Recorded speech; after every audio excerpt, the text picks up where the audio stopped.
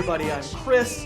We're here to talk about Week 16, and if you're interested in Week 16, I'm hoping that means real good stuff for your fantasy team. Championship Week is on its way, and the waiver wire is actually really important. As it turns out, we had some injuries in Week 15, one particularly big name who's going to shake up depth charts, and you may need to make a few waiver ads in advance of Championship Week. Let's start out with the shallower league ads. Now, of course, we really are looking for guys we might be able to use, or I guess might have to use. So Lamar Jackson, I mean, you've seen film work on him on this channel. It won't be easy going to LA to play the Chargers, but his running gives him pretty safe weekly floor. So I list the two third-string running backs here, Damian Williams, Justin Jackson, mainly because anyone planning on using Spencer Ware or Melvin Gordon or even Austin Eckler needs to roster these guys, just in case, all leagues. You know, we don't know for sure anything about Week 16 and the health yet of those running backs. And then a pair of 49ers, glamour team 49ers. You've seen film work on all these guys on the channel lately. I think you understand why I like Dante Pettis so much, and Jeff Wilson is on here because, surprise, the godfather of troll, Matt Breida, got injured again. Hey, a quick break to say thank to our sponsor today, Scooch, the makers of the Scooch case. If you watch the channel, you know the Screaming Goat. I absolutely love my Scooch case. This is my phone. This is my Scooch case. The little stand on the back, it's like a snap bracelet. Remember those little plastic snap bracelets? Fantastic. Just pops out and pops back in again. Every single time I do live video with my phone, it's with this Scooch case. I mean, this is my phone case, but the ability to stand up your phone is just absolutely, or I could hang it from the vent in my car. I don't need anything else. I irrationally love this phone case, actually. And you can find a deal to click on below, save you 20% off on one. I hope you click that link and support Scooch. And just in case they don't carry a case that fits your phone, they have this Wingman, which is the same thing. It just adheres to the back of any phone, has the same little snap bracelet thing in the back, helps you stand up your phone. Thank you to Scooch for sponsoring. I really, really love my phone case. All right, back after it, and here are my Week 16 championship waiver ads in deeper leagues. And of course, the real answer again is that we don't want to have to use players we haven't already been using, because the ones we're using have gotten us here. But in some cases, we're not going to have a choice.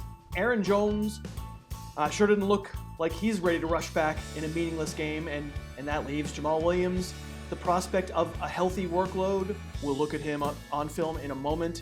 And when Frank Gore got hurt, he is out for the year. It was not Kenyon Drake who took over in the backfield. It was the rookie, Kalen Ballage, so we'll do film on him too. You know Josh Allen, you know his deal. Not a great thrower, is a dangerous runner. Eli McGuire, I think kind of just another guy, but most everyone else in the Jets' backfield is hurt, and Lamar Miller might be hurt. He left Sunday's game, so Alfred Blue might have some emergency appeal, though be aware, Dante Foreman could get activated, and then you would want to stay away. We are obviously running back heavy on this list, and that's because there are a lot of receivers, and when a dude inherits a running back job, we have to pay attention. On Sunday, Jamal Williams scored this touchdown. I talked about it on the podcast. We're not blown away by this. It's a well-blocked play, and the cut that Williams makes to turn it upfield is fine. Mostly it's a walk-in touchdown, but the point is going to be, against the Jets Sunday, if there's no Aaron Jones, we're thinking about Jamal Williams. There just aren't other running backs in Green Bay, and Williams is a power-style running back in that you're probably not super psyched having him run a lot of super complicated pass patterns, for example, but in the prototypical West Coast offense, you have dump-offs and play-action screens available to Williams, and once he's in the open field, I mean, you can see where his appeal lies. He's direct, forceful, plays bigger than 213 pounds. I'll show you limitations, but knowing that Williams can do this at minimum in the passing game, it makes you feel like, well, how am I not getting 15 or 20 touches on Sunday? But yeah, limitations. We don't have great camera angles here, but on this draw Sunday, see Leonard Floyd has a bead on him. And all right, I mean, sometimes linebackers get a bead on you, but Williams doesn't really have a second plan. He doesn't have an alternative. He doesn't have an explosive step or cut to help him evade very often.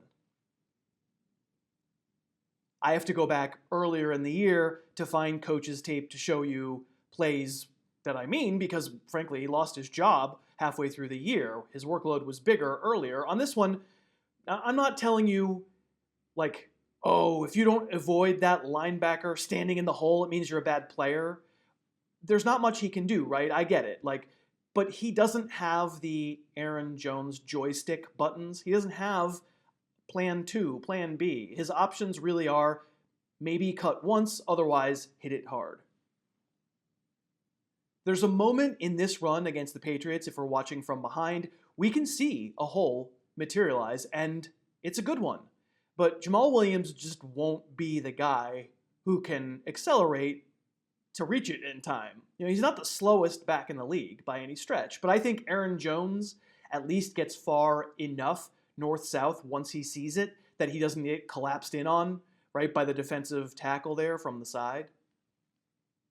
However, I do think this is sort of the platonic ideal of a good Jamal Williams run, and it's good. He decelerates a little bit to cut back right. He really decelerates to make the defensive back miss, and mostly he just stiff arms that guy to the fiery pits of hell.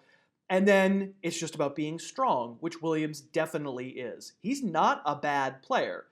I've just talked all year about how he's not as good a player as Aaron Jones.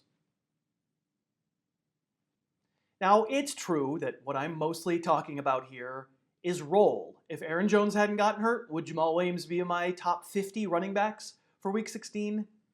He probably would not, but the fact is, Jones did get hurt, and Williams has, I think, a lot of touches headed his way on Sunday, including he has a role in the passing game if and when they need him for the dump-offs and the screens and that sort of thing, the prototypical West Coast offense. I think as a result, you can ride him in the championship game, especially if you're an Aaron Jones owner, but even if you're not, as an RB2, sort of mid to low level RB2, if you've really been struggling to find a flex, I think Jamal Williams, he certainly would be my ad of the week. But if Williams isn't available, let's look at the rookie Dolphins running back Kalen Ballage on film from Sunday. I mean, here's the reason Ballage grabs headlines from Week 15. First play of the second half against the Vikings, a nondescript carry toward the right guard. Suddenly he's gone, and you can see a big man like this, 6'2", 230, a lot bigger than Jamal Williams, running that fast at the end of a run, uncatchable for 75 yards by smaller dudes. That's something. If we take it back to the end zone angle, I think we see he has good vision. First of all, kind of an unnecessary jump cut to the right, to the outside, when he then has to adjust when he sees the crease to the inside. And then, once this dude gets 15 yards downfield and all that muscle is moving forward at full speed, he's a freight train, probably faster than Derrick Henry. Not quite as big, but I think Derrick Henry makes for an interesting comparison. And in fact, I think on something like this one, we're seeing more acceleration than Henry usually offers us. It's a well-blocked play, but that's a pretty decent ankle bend that we're getting there to sort of find the left side. Not really cutting to evade, but cutting to accelerate. I watched this one, and I think, ooh, okay. He's not taking a year to get going up to pretty good speed. I actually thought on this play he ran a little bit like a smaller running back. And on this one, this is garbage time, it's 3rd and 28. But again, if you didn't know who he was, I think you'd watch this and you'd think, okay, cool, another 210-pound back with a little bit of juice. He can get north and south. The fact that he's 230 and able to look like this, I think he's interesting. Ballage also played a couple wildcat snaps on 3rd downs in this game and a few times in prior games. And Sunday he converted both of the 3rd downs out of wildcat. He can certainly bring a little bit of the hammer in the middle of the field when he needs to as well. But we should also note that Ballage comes with a rep of maybe being more of a physical specimen than a heady football player. I'm having to go back to the preseason for this carry, but it sort of illustrates what I mean. I'm going to jump over you. Oh, whoops, where's the ball? It's not really fair to go back to August and beat the kid up for a preseason fumble, but He only had 8 regular season carries before Sunday. I don't have a lot of film to show you. And this exactly is the kind of thing that got him super buried on the depth chart to start the season.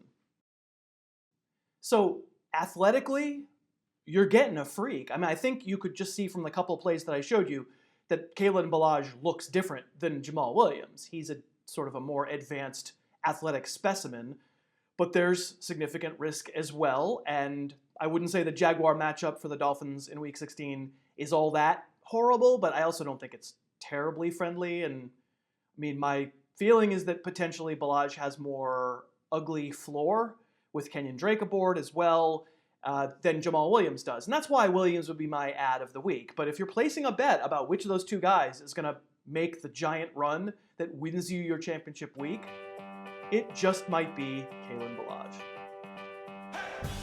Thanks so much for watching. Please, please, please smash that like button, write a comment, tell us who else you'd like to see us review film on, and of course, best of all, please subscribe to our channel and then click that little bell above the subscribe button and you'll be notified whenever we post a new video.